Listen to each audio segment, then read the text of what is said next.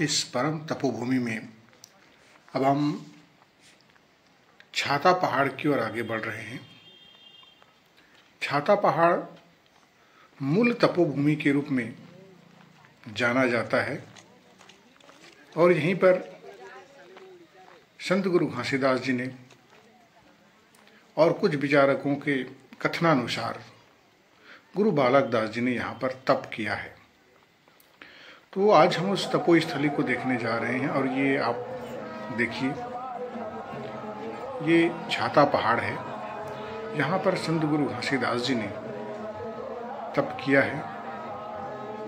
इसकी जो आप दाहिनी ओर देख रही हैं, दाहिनी ओर एक छोटा गुफानुमा मंदिर है। अब मंदिर कह सकते हैं क्योंकि वहाँ पे एक स्थान बना हुआ है गुरु गद्दी का, और इसके ऊपर में जाकर के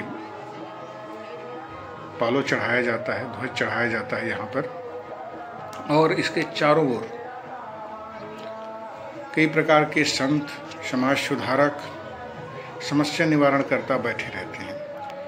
आज हम उनसे आपका परिचय कराएंगे कि वे कौन कौन हैं जो प्रति वर्ष गिरौदपुरी के मेला में आकर के यहाँ पर छाता पहाड़ के चारों ओर बैठते हैं और लोगों को उपदेश देते हैं, ज्ञान देते हैं, उनकी समस्याओं का निराकरण करते हैं। ध्यान की, समाधि की जो ज्ञान है, मानवता का जो ज्ञान है, उसका प्रचार प्रसार करते हैं। तो आइए मिलते हैं इसमें जो बैठे हुए हैं। इसमें है कुंजन दास मार्कंडे जी, ये पंडरीपाली महासमुंद से हैं, और विश्वास पुरेना जी राउरकेला उड़ीसा से हैं।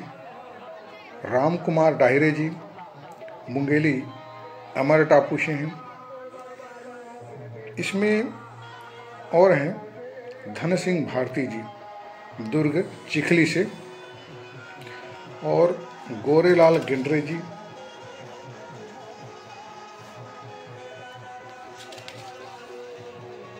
और ये गोरेलाल गिंडरे जी बताते हैं कि भाई उनके लगभग 10,000 शिष्य हैं। रुद्र कुमार रात्रे जी रायपुरा से हैं। गणेश साहू ये दुधिया बेमेतरा से, और विदेशी 52 लाख बेमेतरा से हैं। मेघनाथ गिरलहरे जी बेमेतरा से हैं, और कुमार सुनवानी सिर्री धमतरी से हैं। शंकर लाल जी देवगांव मस्तूरी बिलासपुर से हैं। इसी प्रकार ये जो सारे संत हैं, समाज सुधारक हैं, कथावाचक हैं, समस्या निवारण करता हैं, जिन्हें आज आप इस वीडियो के माध्यम से छाता पहाड़ में देख पा रहे हैं। तो मैंने जो नाम और उनका पता बताया है, उस हिसाब से आप उनसे जाकर के मिल सकते हैं, उनसे अपनी चर्चा कर सकते हैं, अपनी समस्या का निराकरण करा सकते हैं। आप उनसे चौका आरती, गुरु गद्दी पूजा करा सकते हैं, उनसे आप सत्संग कर सकते हैं। और यह पूरा जो स्थल है गुरु जी का तपोभूमि है, तपो स्थल है। यहाँ पर आप वर्ष में एक बार अपने परिवार सहित अवश्य आएं और गुरु जी के ज्ञान को, उनके तप को, उनके साधना को, उनके ध्यान को, उनकी ऊर्जा को आप अनुभव करें, और स्वयं के कल्याण, अपने परिवार के कल्याण और मानव समाज और मानवता के कल्याण की आप यहाँ पर अवश्य प्रार्थना और कामना करें। और निश्चित रूप से जो भी यहाँ पर आते हैं वो इस बात को अनुभव करते हैं, जो बैठकर यहाँ प्रार्थना करते हैं गुरु जी से, उनसे आशीर्वाद मांगते हैं, तो निश्चित रूप से उनके जीवन में, उनके परिवार में बौद्धिक रूप से, आंतरिक ऊर्जा के रूप से, उनके अंदर सदाचरण और सत्कर्म के रूप में परिवर्तन निश्चित रूप से आता है। तो आप भी अपने परिवार के साथ निश्चित रूप से छाता पहाड़ का दर्शन करें, पूरे गिरौदपुरी का आप धाम का आप दर्शन करें, और ये जितने भी साधु संत महात्मा, गुरु मार्गदर्शक, समाज सुधारक, समस्या निवारण करता जो आपको दिख रहे हैं, आप उनसे संपर्क करके आपकी आवश्यकता के अनुकूल, आपकी इच्छा के अनुकूल मार्गदर्शन और चेतना आप प्राप्त कर सकते हैं। गिरौदपुरी धाम जो है मात्र घूम करके जाने का नहीं है, यहाँ पर आध्यात्मिक व्यक्ति भी हैं, धार्मिक व्यक्ति भी हैं, कथाकार हैं, समस्या निवारण करता है।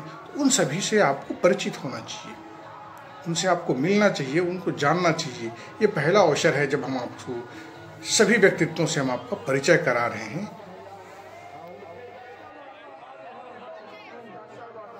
जो मार्ग हमारे जीवन में कभी नहीं आया हो, जो विचार और तथ्य जो हमारे जीवन में नहीं आया हो, वह हमें समझ में नहीं आता है। हमें अटपटा सा लगता है कि यह व्यक्ति बोल रहा है, तो ये सब चीज़ व्यर्थ है। आप उस मार्ग पे चलकर देखिए, अनुभव कीजिए, फिर कहिए कि यह चीज़ें असत्य हैं, ये गलत हैं। तो जीवन में एक बार इस मार्ग को समझने का, जानने का, इस अध्यात्म को, ध्यान को, समाधि को, चेतना को, मानवता को, मानवता के कल्याण को, सद आचरण को, सत्कर्म को, सद जीवन को समझिए, जानिए, जीवन में धारण कीजिए और इस मार्ग से स्वयं के साथ साथ मानव समाज का और मानवता का कल्याण का जो कार्य है उसमें सहभागी बनिए और सहभागी बनकर के मानवता के कल्याण में आप भी अपनी पूरी योगदान दीजिए, जिससे आने वाला मानव समाज, जिससे आने वाली पीढ़ी आनंदमय हो, श्रेष्ठ हो, कर्मवान हो, मानवतावादी हो, भाईचारा से युक्त हो, सर्वसंभावी हो और भौतिकता और आध्यात्मिकता से समन्वय युक्त जो जीवन है उसको जीने में सक्षम हो। तो आप इस स्थली में मात्र घूमने के बजाय इन साधु संतों से, ज्ञानियों से भी आप चर्चा करें, उनसे मिलें, उनसे मार्गदर्शन लें। जब तक आप बैठेंगे नहीं, कहीं से आपको ज्ञान मिलेगा नहीं, और जब तक आप किसी सत्संग नहीं करेंगे, उनसे मिलेंगे नहीं, उनसे चर्चा परिचर्चा नहीं करेंगे, आप इस मार्ग को समझ ही नहीं सकते हैं।